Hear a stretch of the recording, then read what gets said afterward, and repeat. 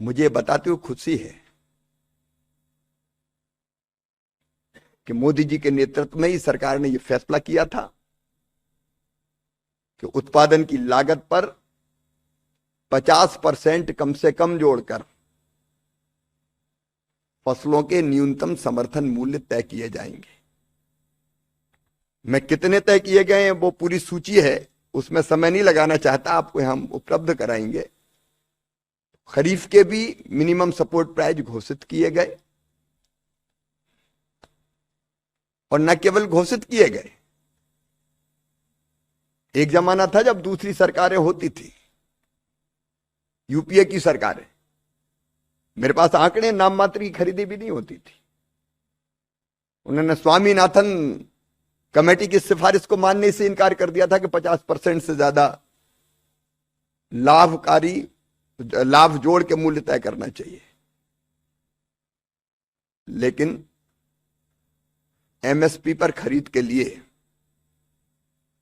हमने पर्याप्त व्यवस्थाएं की है। जो कदम हमने उठाए आपने देखा होगा। पिछले दिनों मूंग की खरीदी, गर्मी की मूंग, समर मूंग, उसके रेट कम हुए एमएसपी से,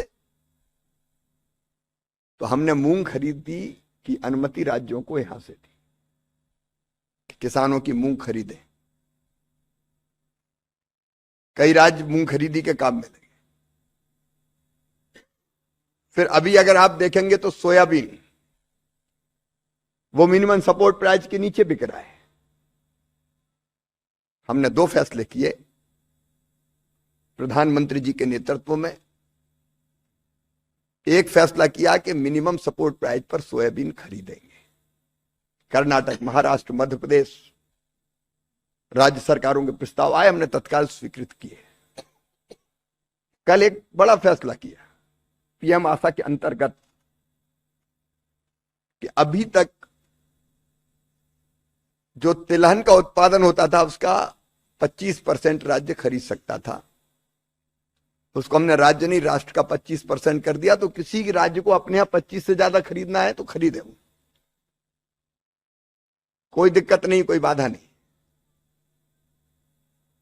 और इसका फायदा यह होगा कि उससे ज्यादा भी सीमा से खरीदना है तो राज्य खरीदी अपने यहां कर सकेंगे।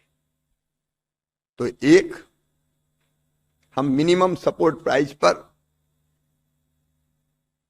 खरीद सुनिश्चित करेंगे।